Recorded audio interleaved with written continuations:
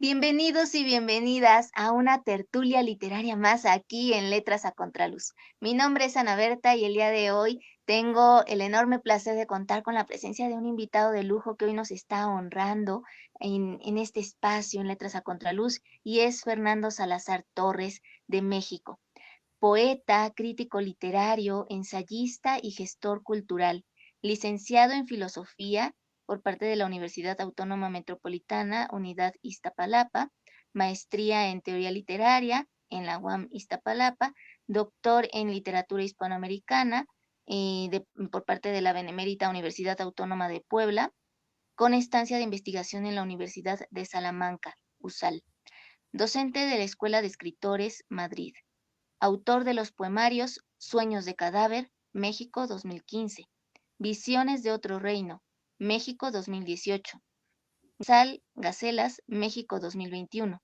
libro de artista en conjunto con el artista plástico Fernando Gallo, Diván da Hispania, Portugal 2022, 20º Premio Literario Nají Naamán de Líbano, Mors Amoris, de cómo Ovidio habla desde la muerte, Chile, Estados Unidos 2023, y Poesía Reunida, Rumanía 2023. Su poesía y ensayos se han publicado en revistas literarias impresas y electrónicas. Su poesía ha sido traducida al italiano, portugués, rumano, catalán, búlgaro, griego, árabe, persa, bengalí, ruso, coreano e inglés, y publicada en varias antologías. Director de la revista literaria Taller Igitur, coordinador en Hispanoamérica del Dylan Thomas Day y colaborador organizativo de la Feira do Libro Maputo, Mozambique. Forma parte de la Cátedra Hispánica de Estudios Literarios de la Academia Tomitana, que le otorgó el Premio de Poesía 2022 en Constanza, Rumanía, además de formar parte como miembro fundador y académico de otras academias de literatura en Italia, Rumanía y España. Pues muchísimas gracias de verdad por haber aceptado esta cordial invitación a acompañarnos en Letras a Contraluz y que nos pueda compartir toda esa gran pasión que se ve que siente por la literatura, por la poesía y también por este fomento a la cultura y de la cultura. Pues iniciamos con la primera pregunta, que es, ¿qué importancia ha tenido en su vida la literatura? Bueno, primero agradecer la invitación, Ana, a todo el equipo también de Tertulia Literaria en Letras a Contraluz y al público que nos escucha o nos escuchará. Eh, bueno, es una pregunta que nunca me habían hecho y que creo que tampoco yo me había planteado. Yo creo que la literatura es importante en mi vida porque marcó mi destino, el antes y el después de la literatura. A lo mejor contando una anécdota, queda un poco claro la importancia de cómo es en mi vida. Eh, Como a todos nos pasa en las áreas de las artes en general, en México es difícil un poco e incierto, y no es para menos que los padres y los familiares queden un poco en incertidumbre y vacilando qué será de nuestras vidas si nos dedicamos a una de estas artes, ¿no? Cualquiera que sea. Yo creo que unas son más difíciles que otras. No sé, por ejemplo, pienso en la música y sobre todo si no sé si alguien utiliza, no sé, se dedica al violonchelo y tal, ¿no? Todo es una cuestión también de trabajo en cualquier disciplina, ¿no? Tanto si uno se dedica a la medicina o al derecho, o lo que fuera. Pero sí, mi familia, como tenía una línea más de abogacía, resultó muy difícil la aceptación. Pero siempre he tenido un espíritu quizá anárquico. No se refleja mucho en mi personalidad, pero sí en mis ideas. Y entonces yo inicié estudiando economía en realidad. Estudié la mitad de la carrera de economía, cumpliendo un poco esa satisfacción de los padres de estudiar una carrera que tuviera un futuro. Pero un día, leyendo, o sea, yo hacía mis clases, llegaba en la tarde, hacía mis tareas y justo como a esta hora, 5 o 6 de la tarde, recuerdo perfectamente, me apuraba para terminar mis tareas de economía y me ponía después a leer filosofía y literatura. Entonces, yo estaba leyendo Ética Nicómaco de Aristóteles y en una parte él se plantea el tema de la felicidad. Y bueno, en filosofía se desarrollan varias ideas y tal, ¿no? Entonces, para mí, porque yo estudié filosofía en realidad, ¿no? Entonces, eso a mí y siempre cuando yo o leía libros de filosofía o cuando era estudiante, siempre lo que leía trataba de llevarlo a mi realidad, al mundo. Nunca me han gustado los idealismos o vivir de idealismos. Entonces siempre lo trataba de llevar a la vida real. Entonces ese tema de la felicidad traté de plantearlo y me cuestioné a mí mismo si yo era feliz. Y la verdad es que en aquel tiempo la realidad fue un poco dura porque dije que creo que no lo soy. Y entonces planteé también un mediano largo plazo y dije, y lo seré después y terminando economía y a lo que me dedico y tal, y uno se visualiza más o menos el área en la que puede trabajar y dije, pues no me gustaría esa vida y no seré feliz. Y entonces ahí fue cuando hice un cambio en mi vida y al siguiente día hice los trámites para pedir el cambio de carrera que me concedieron después de un tiempo. Bueno, uno tiene que hacer trámites como estudiante y como era un alumno regular e iba bien, entonces el cambio de carrera me lo asignaron muy fácilmente. Entonces, el tema fue ya después cuando mis padres se enteraron de lo que había hecho y eso cambió, ¿no? Entonces, ante esas circunstancias, ¿no? El enfrentarte a los padres, el enfrentarte a una realidad que tú mismo has cambiado y tomar la decisión de eso.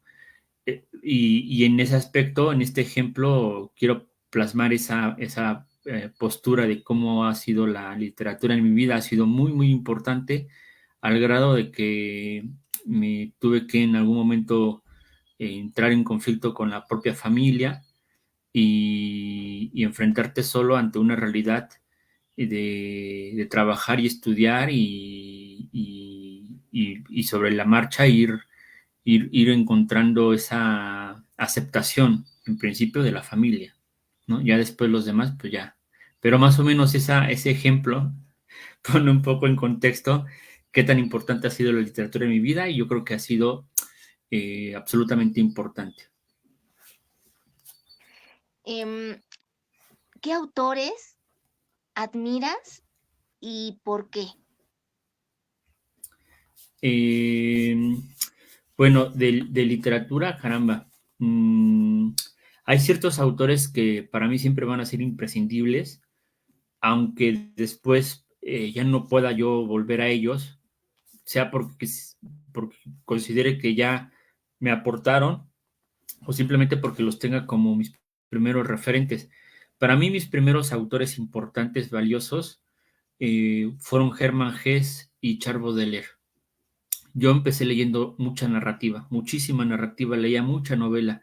Yo no empecé bueno, empecé con canciones y después en realidad cuando me dediqué a ya leer literatura, empecé leyendo muchísima narrativa durante muchos años. Entonces, para mí Hermann Hesse fue un autor sustancial y Baudelaire, porque en Baudelaire a mis 18, 19 años o menos, 17, 18 años, yo lo reconocí como un poeta y como el que me marcó, o fue un ejemplo que para mí la poesía era algo que yo quería seguir. Ya después sobre la marcha, pues me encontré con otros autores igual importantes y que para mí han marcado en, la, en mi vida. Por ejemplo, bueno, en este caso serían autores anónimos, pero la parte de la tradición oral de la España medieval de los siglos 9 y 13, las cantoras esclavas cristianas, toda la poesía andalusí, a mí también me marcó un referente importante. Y bueno, hay otros autores en lengua española o hispanoamericanos que han sido también cruciales en mi formación. Podría decir a Octavio Paz, sería uno de ellos. Otro autor importante que para mí es una clave es Roberto Juarros, que es un poeta argentino. Y digamos, de autores clásicos, justo hay uno, bueno, en realidad son tres, ¿no? Que es Homero, eh, Ovidio y Horacio. Estos tres autores para mí han sido importantes. Digamos, a grandes rasgos, esas han sido para mí autores que han marcado un antes en mi obra y en mi persona también. ¿Qué temáticas y problemáticas consideras que predominan en la literatura? Y desde tu visión, ¿por qué están siempre como en ese ciclo, regresando una y otra vez a la mentalidad de la actualidad? Bueno, actualmente eh, yo creo que uno de los temas centrales ahora eh, es la idea de hacer obras literarias, y eso creo que existe en todas las artes también, y hacer obras literarias mm, que envuelvan los distintos géneros literarios, lo que le llaman literatura híbrida. La literatura híbrida siempre ha existido, siempre ha existido. En la Edad Media, en la poesía española, incluso antes de los siglos de oro, en la literatura sapiencial del siglo XIII, XII, cuando España se alimentaba de la literatura italiana, ahí hay obras híbridas, muchas obras híbridas. La literatura híbrida siempre ha existido. Lo que sucede respecto a lo anterior es que ahora en el presente los autores intencionalmente buscan presentar su obra como una hibridación, ¿sí? Pero muchos de esos procedimientos actuales de la literatura contemporánea que se pueden ver principalmente en narrativa y en poesía, muchos de esos procedimientos fueron desarrollados ya por Cervantes y por otros autores de los siglos de oro español. No están descubriendo el hilo negro. Lo que pasa es que o tratan de engañar o no saben que eso ya se hizo, que yo más bien creo que es lo segundo, ¿no? No saben que ya se hizo y creen que están haciendo algo nuevo. Y respecto a temas, pues yo creo que uno de los temas, por ejemplo, en nuestro caso, bueno, en México, es el tema de la migración. Es un tema que se está volviendo también central. Yo creo que otro tema también es el de hacer pasar la voz por otra persona o por otro, o sea, impostar la voz, que la voz del poeta no sea la voz del yo autor o de quien escribe el libro, sino que se ficcionaliza la voz. Pero eso también eso también se ha hecho siempre, se ha hecho siempre. Lo que sucede es que ahora el propósito del estilo contemporáneo es justamente pasar la voz ficcionalmente y lo otro, ¿no? De crear obras híbridas. ¿Cuál es la función de un poeta en este mundo, en esta época que ahorita estamos viviendo, donde ha habido muchas transformaciones en muchos sentidos, desde lo social, lo económico, lo político? em, ¿Y por qué consideras que es una de las principales em, funciones que debe cumplir la poesía? Bueno, yo creo que en general el arte no debe dar la espalda a la realidad, ¿no? Y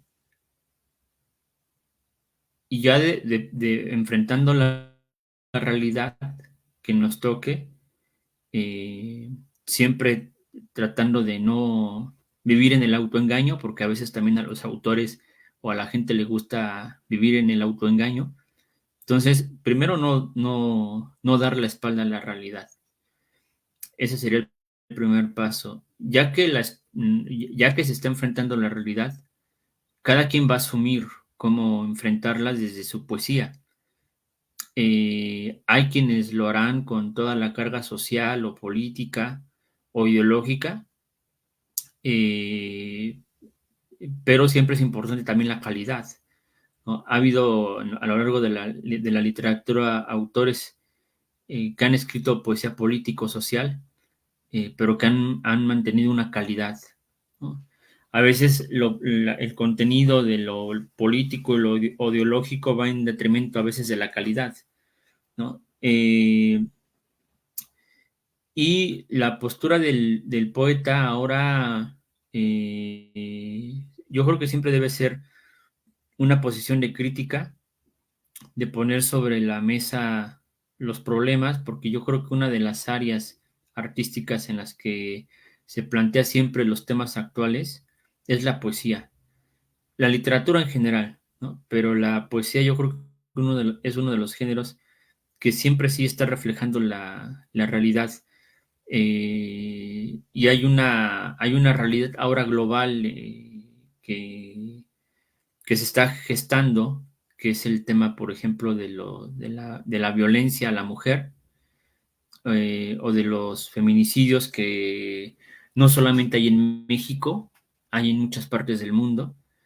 Entonces, esas posiciones es importante que en la poesía estén presentes, no solamente como denuncia, sino también como un testimonio para las futuras generaciones, ¿no? Que a lo mejor en 100 o 200 años, que posiblemente yo espero que este problema logre desaparecer en algún momento y se logren transformar, sirva de testimonio para que estas futuras generaciones juzguen el tiempo que nos está tocando a nosotros vivir.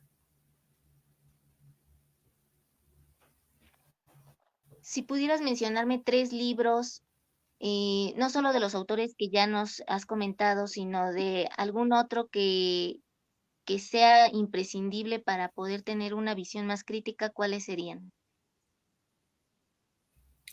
Una visión más crítica sobre la literatura, una visión más crítica sobre la literatura. Eh, Sobre la Eh, literatura o en torno a la sociedad y lo que estamos viviendo o lo que se ha vivido en tiempos antiguos.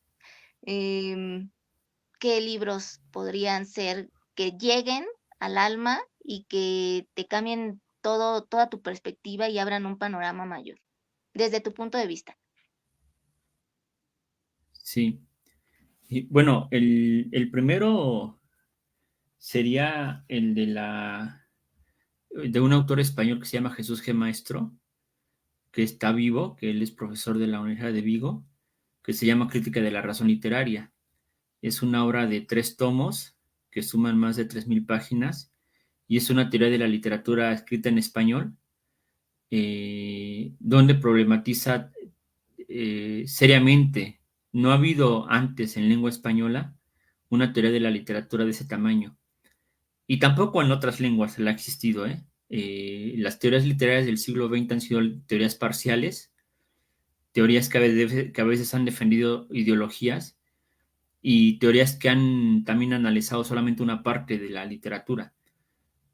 Hasta ahora no ha habido salvo quizá Aristóteles, quitando Aristóteles, no ha habido ninguna teoría de la literatura completa que analice y se preocupe por tratar de problematizar la literatura de forma global. Y esta obra de la crítica de la razón literaria, yo creo que es la primera teoría de la literatura en la historia de la teoría literaria y de la crítica que hace eso, que es Crítica de la razón literaria, de Jesús G. Maestro, que son 3 tomos. Ese sería uno. Eh, y otro, eh, de forma crítica, pues pensaría, por ejemplo, en un libro de Julián Juderías que se llama La leyenda negra de España, que también resuelve muchas de las incógnitas y de los problemas, eh, que todavía lo estamos nosotros padeciendo como hablantes de la lengua española, en donde se ve el periodo de la España de los virreinatos como una época oscurantista y violenta. Y yo creo que esa sería una obra importante. Bueno, yo sugeriría esas dos, La leyenda negra de España de Julián Juderías y La crítica de la razón literaria de Jesús G. Maestro. ¿Nos puedes compartir algo de lo que tú has escrito? ¿Tienes por allá la mano? Sí, ¿Sí? A ver, sí, te sí, sí. escuchamos. ¿Un poema? Te dejo. ¿Un poema? Sí, sí, sí, por favor, te dejo en diseño Ujú. individual, pero aquí sigo. De acuerdo. Eh, bueno, a reserva de cuántos poemas pueda leer más adelante, me gustaría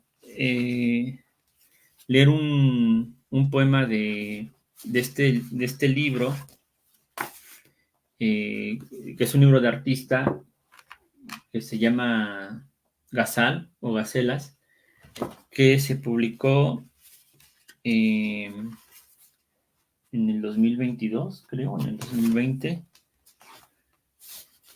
Ya no recuerdo en qué año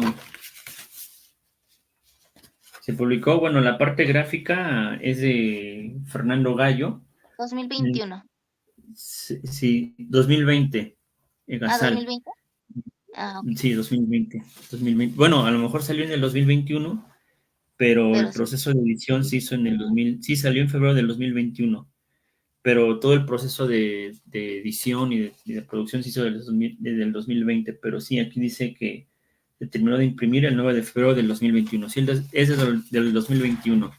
Bueno, entonces este libro de artistas reúne un primer proyecto que después se va a convertir en el Diván de Hispania, que ya en su momento hablaré, si se puede, de él, eh, que es una publicación que se hizo en Portugal. Ya contaré, si se puede, la historia de ese libro, pero aquí en Gazal se juntan las gacelas. Las gacelas es una forma poética clásica árabe, de la poesía clásica árabe, que formaba parte de las casidas. Las casidas es una composición totalmente clásica árabe que tiene tres partes, y la primera parte se llama las gacelas, y es la parte en la que el amante o el amado le habla a la amada.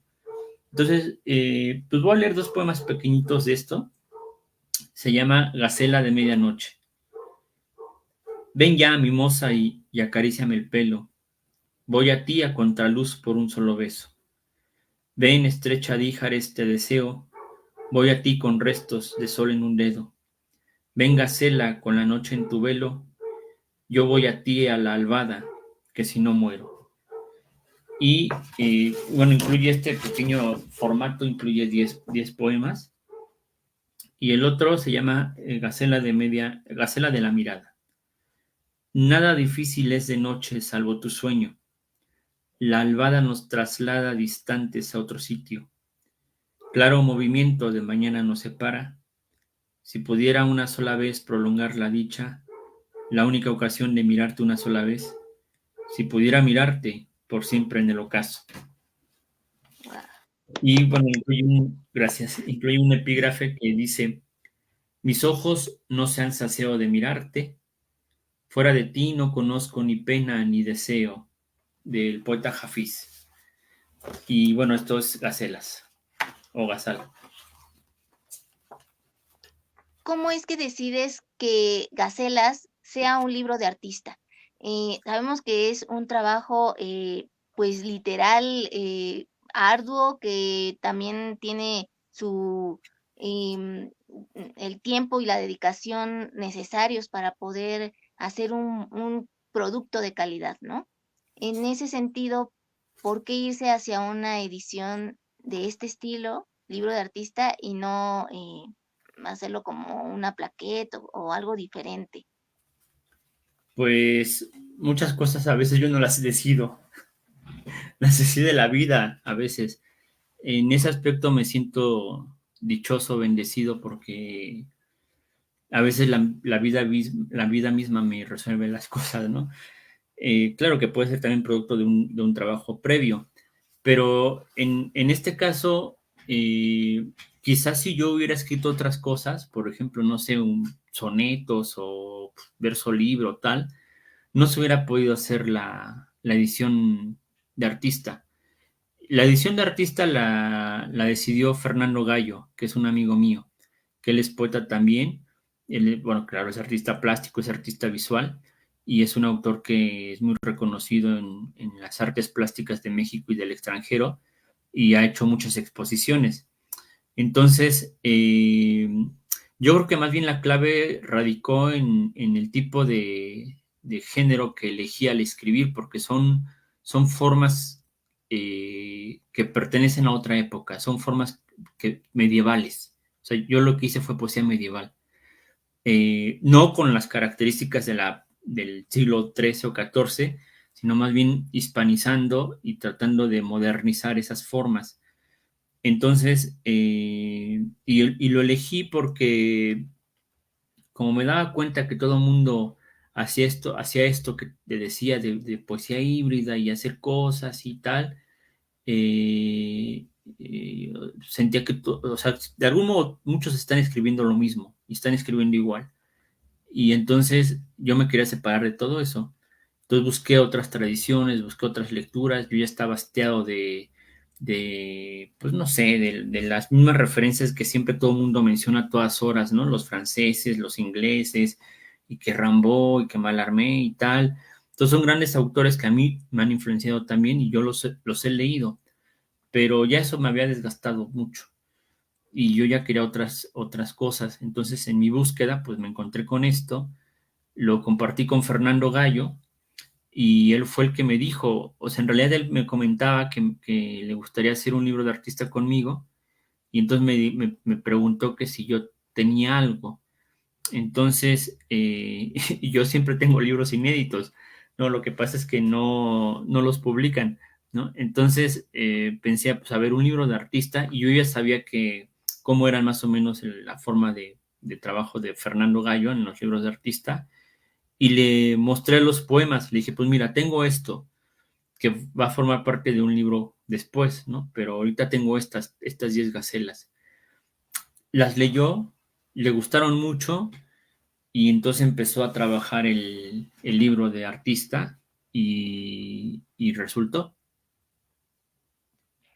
¿Nos lo puedes mostrar en pantalla más cercano para poder apreciar todos esos detalles de este libro de este libro de artista? Sí, sí. Bueno, a ver, primero la portada, Ah, ¿no? Que es una especie como de sobre. sí. Y como es un libro de artista que sí sale caro, pues entonces no es una edición de 1000 ejemplares, ¿no? Es una pequeña edición que se hizo de 30 ejemplares.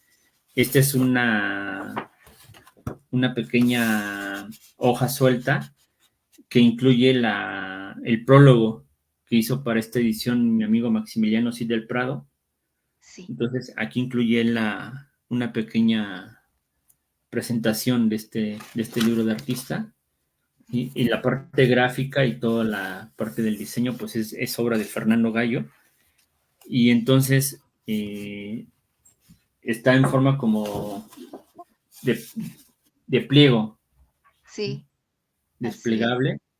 Aquí se pueden ver eh, pues las firmas de Fernando y la mía, porque todo libro de artista debe incluir esa parte numerada de la firma de los artistas, bueno, en este caso de la parte gráfica y de la obra poética.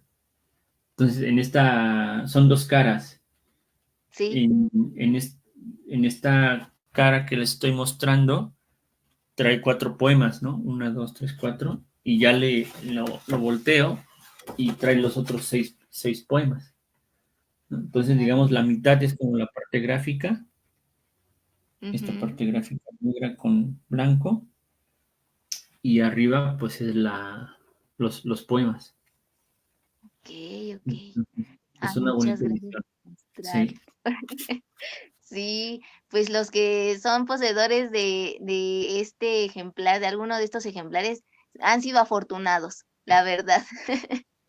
En el caso de Divá da Hispania, que puedes publicar en Portugal. ¿Cómo es que se lleva a cabo este proceso? ¿Cómo viviste esa experiencia? ¿Participaste en un concurso? Platícanos cómo fue ese proceso?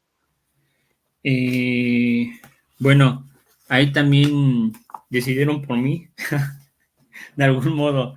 Eh, Fernando Gallo había hecho una exposición de su obra en donde incluía todos los libros de artista que había hecho e incluía también su parte gráfica y pictórica en una exposición con el tema de la pandemia. En el 2021 estábamos en pandemia, ¿no? Todo el mundo estábamos resguardados y por lo mismo le hicieron una invitación en un museo de Puerto Rico a hacer una exposición virtual.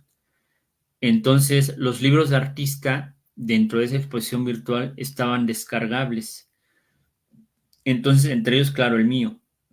Y yo un día compartí y en la revista que tenemos, en la revista de Taller y Tour, publiqué nada más dos de las gacelas, eh, pero en realidad la publicación en la revista fue para hablar de la exposición de Fernando Gallo y ahí puse el enlace de la descarga del libro, del PDF. Entonces, pues, estaba en la revista y pues, a veces en las redes se compartía. Y entonces, la verdad es que sí, lo empezaron a leer y la gente me empezaba a escribir que le había gustado y tal, ¿no? Entonces, entre ellos, un amigo, un amigo de Portugal, que se volvió mi amigo a partir de eso, me escribe y me dijo que había leído el libro y que le había gustado. O sea, nada más así, ¿no? A veces los europeos son un poco raros. Te escriben te saludan y ya después desaparecen, ¿no? Entonces, no como los hispanos, ¿no? Que somos como más cálidos y más de estar ahí un poco en la conversación y en la broma. Entonces, pues me dijo, ¿no? Que había leído el libro y que le había gustado y tal, ¿no? Y ya, nada más. Y después pasó el tiempo, me volvió a escribir y me dijo que si se podía hacer una edición del mismo libro, pero en Portugal, o sea, una edición de artista en portugués. Y porque además él ya había traducido las gacelas, las 10 gacelas las tradujo, me envió el archivo y yo dije, y entonces me dice, no, pues me gustaría hacer una edición igual de artista y ya están las traducciones al portugués. Y entonces pues yo le dije a Fernando Gallo, le dije, oye, pues es que un amigo, un editor de Portugal quiere hacer la edición de artista y me está pidiendo que los archivos y yo no sé de diseño.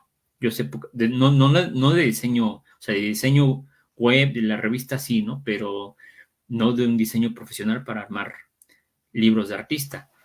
Entonces, veía yo que era un poco media, ahí la comunicación no era muy clara y yo también pensando, dije, no sé si tenga mucho caso hacer una edición, o sea, una misma edición de libro de artista de este libro. La única diferencia es que estaría en portugués, pero igual sería una edición un poco limitada, o sea, como que sentía que era como repetir algo que ya estaba hecho, ¿no? Y entonces me la pensé bien, hablé con este Carlos Ramos, que él es el traductor, y le sugerí, mira, le dije, ¿por qué no pensamos, claro, siempre y cuando te interese, le dije a Carlos, ¿por qué no pensamos en una edición de un libro convencional?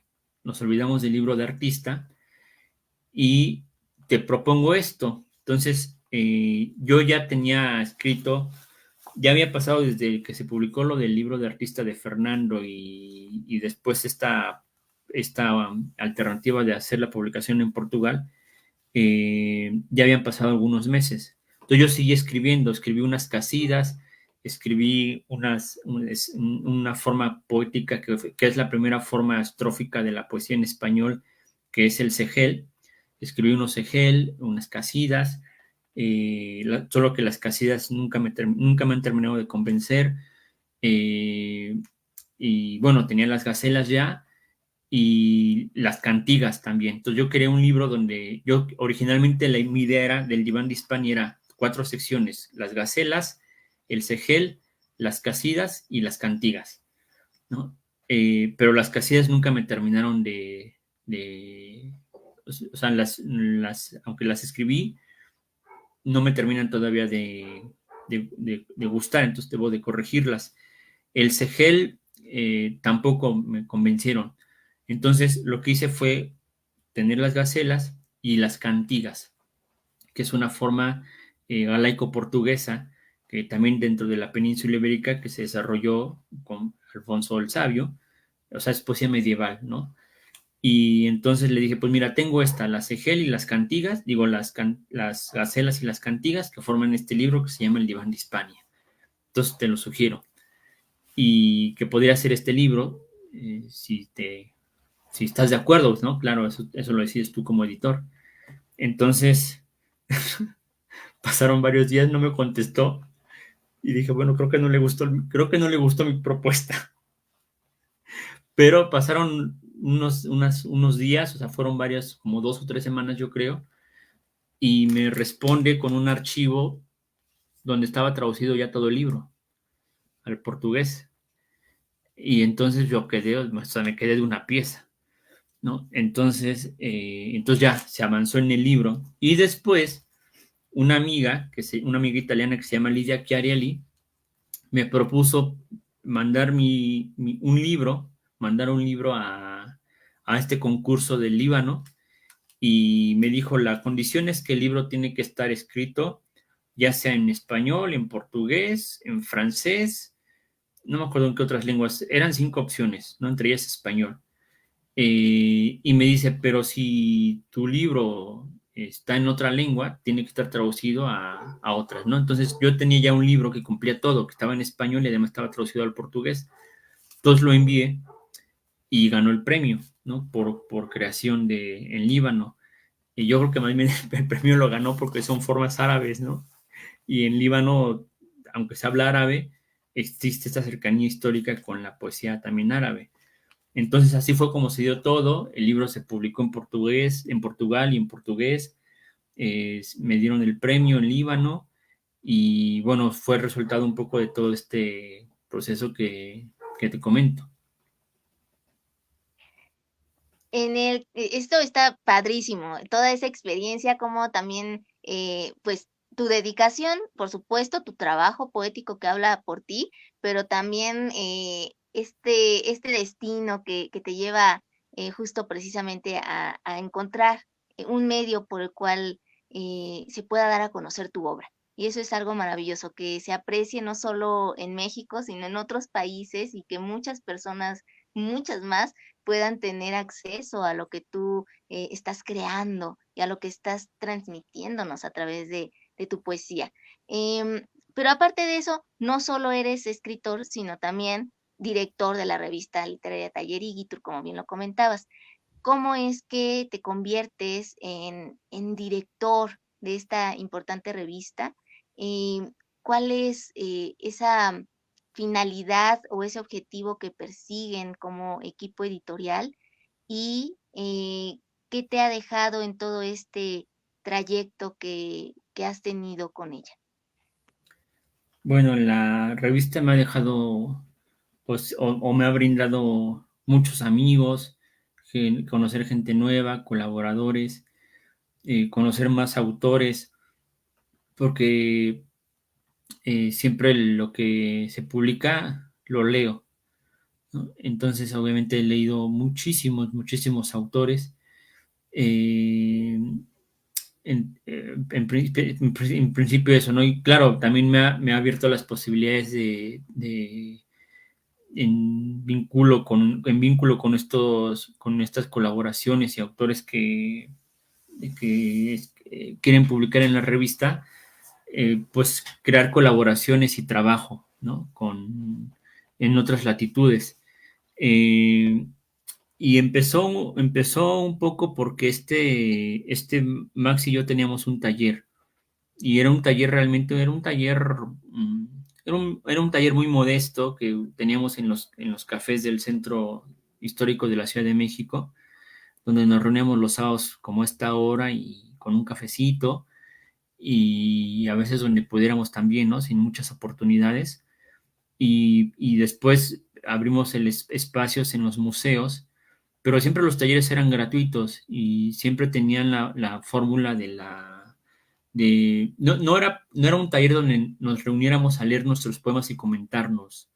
Eso no lo hacíamos. Lo hacíamos una vez al mes o una vez cada 2 meses, pero en realidad nos reuníamos para hacer un taller de crítica literaria, donde leíamos teoría literaria, crítica literaria y discutíamos temas teóricos, que a veces era difícil porque a la gente a veces no le gusta mucho eso, le gusta más bien llevar sus poemas y escuchar qué le dicen de sus poemas.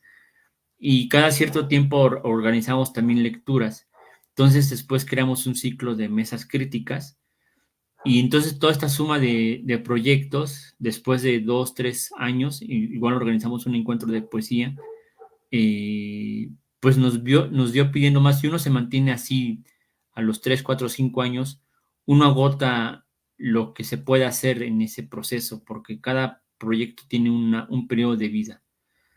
Y uno no se puede mantener siempre en el mismo proyecto, todo siempre, hay que renovarlo. Entonces, en ese tiempo teníamos un maestro que, bueno, digo teníamos porque ya murió, José Vicente Anaya, y entonces nos surgió la idea de hacer una revista, que fue un proyecto y, bueno, fue una idea que estuvimos gravitando en nuestra mente durante más de un año, en el que no nos atrevíamos, quizá un poco por miedo. Yo en lo personal no me atrevía o no es que no me atreviera, sino que no tenía quizá la experiencia y no tenía yo el camino conocido para poder hacer una revista, porque no solamente era crear la revista en electrónica, sino qué se va a publicar y con qué ideas y con qué propósito. Entonces, hablando con José Vicente Anaya, pues él me dijo que lo importante de una revista es crear espacios. Entonces, cuando yo pensé en esa idea que él me dijo, en ese consejo de la creación de espacios, dije, pues una forma de crear espacios es plantear una manera de leer la literatura. Y ese fue nuestro objetivo principal, crear una revista sugiriendo una manera de nosotros de leer la literatura. Y esa manera de leer la literatura para nosotros era una postura crítica y teórica. Entonces, así empezó la revista, con una posición de ensayística y crítica. Publicamos autores también, y la verdad es que jamás pensé que nos fuera a ir de la manera en que nos ha ido bastante bien, porque pronto pues empezamos a tener invitaciones a presentarla en ferias de libros, en entrevistas. Había gente que nos escribía para publicar.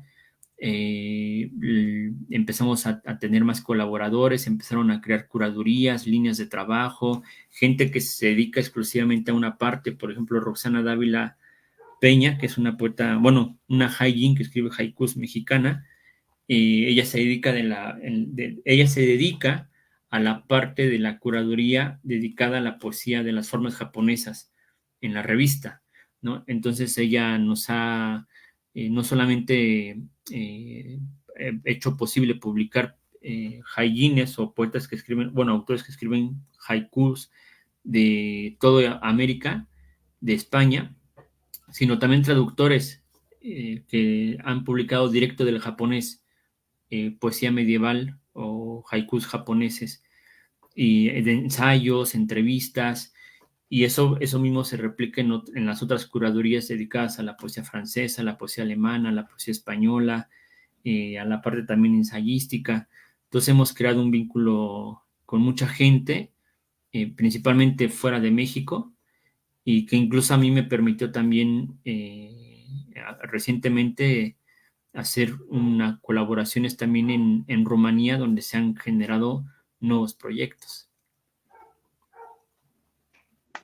En el caso de tu estancia de investigación en la Universidad de Salamanca, ¿qué es lo que te dejó en cuanto a tu visión que traías estando aquí en la Universidad Autónoma de Puebla con respecto a lo que te enseñaron o pudiste aprender en ese otro lado del mundo, en España? Pues el resultado fue este libro, ¿no? De algún modo, ¿no? Más cosas, ¿no? Yo en ese tiempo, antes de irme a España, yo ya empezaba a acercarme a la poesía andalusí, que era en el momento en el que yo quería leer nuevas tradiciones y quería leer otras cosas. Entonces, pues regresé a los clásicos de nuestra lengua, releí a Cervantes, estando ahí en la Universidad de Salamanca, además de leer, que mi trabajo de investigación fue en realidad sobre poesía contemporánea, pero aprovechaba también para leer poesía árabe, a veces mucha obra o sea, muchos libros que yo sabía que existían, pero aquí en México es difícil encontrar. No, o ya están agotados, o son obras que a lo mejor solamente puedes localizar en el Colmex, pero sabemos que como la ciudad es muy grande, para llegar al Colmex es un viaje largo, ¿no? Es como ir a otro estado de la República, ¿no? Entonces, es a veces un sobreesfuerzo, ¿no? Estar en la Ciudad de México, ¿no? O sea, llegar ya es un esfuerzo, ¿no? Porque ya llegas, ya llegas con sed, ¿no? Entonces, después de que llegas de 2 horas de camino al Colmex, tienes que estar otras horas trabajando. Entonces, y ahí en Salamanca para mí fue muy, muy fácil porque son los libros que estaban en la biblioteca, los tenía yo a la mano, entonces aprovechaba para leer mucho de eso, redescubrir también nuevos autores. Ahí fue donde también conocí la crítica de la razón literaria. Y bueno, yo creo que sí, es muy trillado quizá lo que diré, pero sí, a veces salir de tu confort, de tu estado de zona de trabajo, te abre otras oportunidades y también te abre un panorama, simplemente porque uno se encuentra con nuevas lecturas. Léenos alguno otro de tus poemas Sí, para ir cerrando casi ya la transmisión, pero no nos queremos ir sin escucharte leyéndonos más bueno, de lo que has escrito. bueno, voy a leer ahora de mi último libro, que se llama, bueno, este libro se llama Detrás de Ovidio. ¿Sí? Eh, es un libro que tiene 2 libros, uno mío y uno de Luis Cruz Villalobos, que él es un poeta chileno. Eh, el libro de él, que está publicado en esta edición, se llama Nobilis Frases, Poemas en prosa desde Ovidio. Y mi libro se llama Mors Amoris, de cómo Ovidio habla desde la muerte. Son epigramas. Voy a contar un poquito la historia de este libro porque está curiosa. El libro lo escribí en 3 noches en Constanza, que es en la ciudad de exilio de Ovidio, en el Mar Negro, cerca sí, me fui al Mar Negro, a la playa, que me quedaba cerca del hotel, y ahí estuve, bueno, estuvimos en Constanza, estuvimos como 10 días, y yo el libro en realidad lo escribí en 3 noches.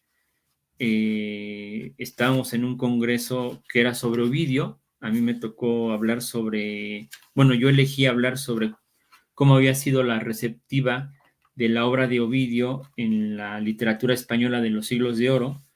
Entonces me dediqué a hablar de Ovidio en la obra de Cervantes, por ejemplo, y otros autores de los siglos de oro. Entonces eso obviamente me llevó a releer cosas y para ese entonces nos habían dicho que leyéramos o que escribiéramos un poema dedicado a Ovidio. Entonces, para mí es muy difícil escribir por encargo. Entonces, al principio no hice mucho caso a esa indicación y dije, pues no sé, un panegírico, pero, o sea, ¿qué escribo? O sea, un poema dedicado a Ovidio, no sé cómo hacerlo. Entonces, releyendo, una de las relecturas que hice fue la antología de la poesía palatina, que son epigramas y y epígrafes de las poetas griegas antiguas, y ya desde ahí uno se da cuenta de la importancia de la ficción de la voz. Entonces dije, claro, pues lo que puedo hacer es escribir unos epigramas. Y entonces empecé a escribir unos epigramas, según yo, dedicados a Ovidio, pero me di cuenta que la voz en los epigramas era Ovidio. Y dije, aquí tengo ya el tema, ¿no? Entonces terminé de escribir el libro, nos tocó leer parte de lo que escribíamos del poema dedicado a Ovidio ahí en el Congreso, en las cosas que hacíamos. Yo con mucho pudor, porque yo era el más joven de todos, porque todos eran autores ya súper consagrados y con mucha obra y mucha trayectoria. Yo ahí era el aprendiz y sí me dio un poco de apuro porque dije, bueno, aquí me van a comer si yo leo una tontera, ¿no? Entonces, sí, con un poco de apuro y así un poco con temor, honestamente, leí mis epigramas que empezaba a escribir y les gustaron. Y Luis Cruz Villalobos fue uno de los autores que me dijo, oye, cuando termine ese libro, porque después dije, no, pues voy a hacer, si ya empecé a escribir, ya llevaba varios epigramas, dije, pues voy a hacer un libro, lo voy a terminar de escribir. Entonces lo terminé en 3 noches ahí en Constanza y Luis Cruz Villalobos me dice, cuando tengas el libro, quiero que me lo muestres. Entonces lo terminé, ellos ya después se regresaron, yo continué yendo después a Bucarest y a otras partes de ahí de Europa, y entonces todo se hizo en un mes. Escribí el libro, lo corregimos, lo revisamos, pedimos un prólogo, un epílogo de mis amigos también argentinos, Eduardo Piglia y Ángela Gentile, y se imprimió en un mes todo, ¿no? Entonces todo se hizo en un mes, fue algo bastante eh, violento, ¿no? Porque nunca había visto yo que todo esto se hiciera en un mes. Entonces voy a leer unos epigramas, los epigramas son breves, voy a leer unos epigramas de este libro que se llama Mors Amoris, de cómo Ovidio habla desde la muerte. Cuánta oscuridad, Corina. Las luces arden de siglos en esta cárcel donde fui puesto por mi amor a ti. Augusto, Cayo, Julio César, que por qué la historia me recuerda más que a ti. La justicia es hermana de la memoria. Bueno, ese es el segundo. El tercero. Un día llegué vivo a Dacia. Hoy todos buscan mi tumba. Abre cualquier verso hispano y ahí escucharás mi voz. Escribí del amor, relegado donde ahora mi sombra revive mis días infaustos, lector. No temas, no estoy vivo. La idea de este Ovidio es un Ovidio que se vanagloria de su grandeza, es un Ovidio que habla desde la muerte en el siglo XXI, es un Ovidio que se sabe grande, que se sabe glorioso por su tradición en la literatura y que se burla del Imperio Romano. Que arrancaron mis poemas de las bibliotecas, así que mis versos fueron removidos de Roma. Así que en este viaje rumbo a Tomos, sanguijuela, pretendes que todos olviden mis consejos de amor. Haz lo que pretendas, pero no podrás con el destino. Roma arderá como tú en la ceniza, y me verán con mis libros en las manos de quienes aman, que arrancaron mis poemas de las bibliotecas. Así que mis versos te parecen impuros, rufián, pues mi poesía será más ley que tu ley, embustero.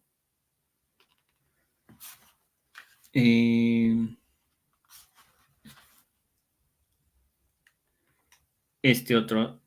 El color marino de tu mirada desaparecerá al cortar mi memoria camino a Pontus Euxinus. Un relegado no es peregrino. Hoy estoy lejos de mi hogar, de mi cielo, de mi amada Corina que tiene sus brazos vacíos y me necesita y la necesito. Y no quiero ser caminante prisionero. Augusto, sufrirás al tiempo por esto. Nadie conocerá tu nombre, salvo que yo lo escriba. Y ya para cerrar, o sea, leer el último epigrama de aquí.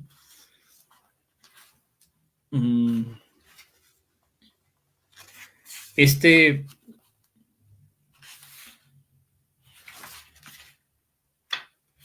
a ver, hay un epigrama donde no habla Ovidio, sino habla el Mar Negro. El Mar Negro le habla a Ovidio. A ver, deja ver cuál es.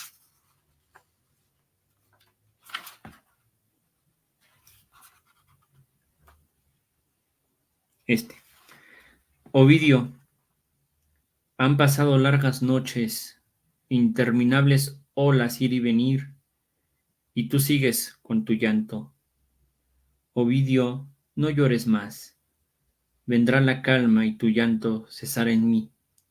Ovidio, aguarda esta tarde a la orilla de mi cuerpo y te hundirás en mi llanto y sabrás de verdad el sufrimiento. Bueno, este es un pequeño homenaje a Ovidio. Muchas gracias, Berta. Extraordinario. Escribes muy, muy bien. La verdad es que me gusta mucho tu estilo poético y me gustaría que nos comentaras brevemente qué hace que la voz poética vaya evolucionando. ¿Cuáles son esos elementos que Mm, consideras primordiales para ver esa transformación? Bueno, en mi caso específico, no sé si eso sea una regla o aplique para muchos, pero en lo personal, en mi experiencia, yo creo que eh, siempre en las lecturas y en escritura guardar un sentido crítico, serio y profundo. Eh, pero aquí la crítica no es criticar, ni juzgar, ni poner en duda, ni enjuiciar. Crítica es pensar. Para mí la crítica es pensamiento, es pensar. Eh, Eso a mí lo que me ha servido. También creo que lo que me ha servido es que, así como leo, hace rato te decía, ¿no? Leo poesía medieval o poesía árabe clásica, pero también leo, bueno, en su momento leía a los franceses. Bueno, aquí en México, en Hispanoamérica, en la lengua española, tenemos la posibilidad de leer todas las tradiciones, cosa que a lo mejor no sucede en otras lenguas. Yo dudo mucho que en alemán lean a los autores hispanoamericanos. Uno les pregunta y conocen a Octavio Paz, ¿no? Y párale de contar, ¿no? Entonces, en ese punto, además de leer, digamos, a las tradiciones, leo mucha poesía contemporánea también. Eso es muy importante, leer y conocer lo que se está escribiendo ahora, que para mí es muy importante. Entonces yo creo que esos puntos a mí me han permitido pues hacer esta evolución que sí creo que ha habido un cambio en mi voz, eh, que sería repito, ¿no? Como pues sintetizando la parte crítica, siempre aunque uno lea poesía o crítica o teoría, es que también yo no estoy alejado de la crítica y de la teoría, siempre leo mucha teoría, leo historia también, y leer también lo contemporáneo. Ahora sí, ya para despedirnos, Fernando, compártenos tus redes sociales, si tienes próximos eventos o algún medio de contacto que quieras dar a conocer. Bueno, pues que nos sigan en la revista, es tallerillitur.com. Vamos a retomar porque hemos tenido algunas semanas de reposo porque nos hemos dedicado a otras cuestiones, entre ellas el organizar el encuentro de poetas iberoamericanos, el primer encuentro de poetas iberoamericanos que va a empezar el día lunes en el Museo de la Ciudad de Ciudad de México, la se va a Ciudad. inaugurar a las 10 de la mañana, a las 12 del día creo. Entonces va a estar toda la semana, lunes, martes, miércoles, jueves, viernes, en distintas sedes. El lunes será en el Museo de la Ciudad de México, el martes en la Casa de la UNAM, ahí en la Colonia Roma, el miércoles y jueves en la Casa del Poeta Ramón López Velarde, y en la tarde a las 6 y 7, 7:30, y el viernes en el claustro de Sor Juana. Ahí va a ser la clausura. Entonces, que organiza Carmen Nosal. Entonces, Max y yo le hemos estado ahí en colaboración con ella. Entonces, ese sería como los proyectos próximos, ¿no? Ya la otra semana. Después retomar la revista, porque yo he estado en un proceso también de mucha intensidad, trabajando en otras cosas que tienen que ver más con cosas de historia y armando un libro también sobre la hispanidad y escribiendo también poesía. Entonces, esas son las únicas las cosas en las que he estado. Y bueno, pues que sigan más que seguir mis redes, pues que sigan las redes de la revista, ¿no? Que es lo que más me Claro, interesa, ¿no? sí, sí, sí. Y que de la revista literaria Taller y Tour, en Instagram, en YouTube, bueno, en todas las redes que existen, ¿no? Facebook, y ahí nos podrán seguir también para ver las próximas actividades. Maravilloso. Pues te agradezco muchísimo, Fernando Salazar, por haber aceptado esta cordial invitación a participar en Letras a Contraluz. Ha sido todo un lujo tenerte aquí, escucharte y poder también conocer más de lo que has escrito. Pues ahora sí que les deseamos muchísimo éxito en este primer encuentro de poetas iberoamericanos. Recuerden, inicia este lunes en el Museo de la Ciudad y yo estaré también ahí yendo de escucha y espectadora, y cuando sea también en mi alma mater, el claustro de Sor Juana. Entonces ahí, por Genial. ahí espero nos encontremos para Sí, seguro. saludarnos. Sí, por supuesto. Y bueno, pues agradecerles también a todos y cada uno de ustedes que vieron este video en vivo, a quienes lo vean en diferido, también muchísimas gracias por seguir Letras a Contraluz y por supuesto sigan a Revista Igitur, de la cual también es director Fernando Salazar Torres. Muchísimas gracias, Fernando, por tu tiempo, por tu atención y por tu valiosa participación. A ti, muchas gracias.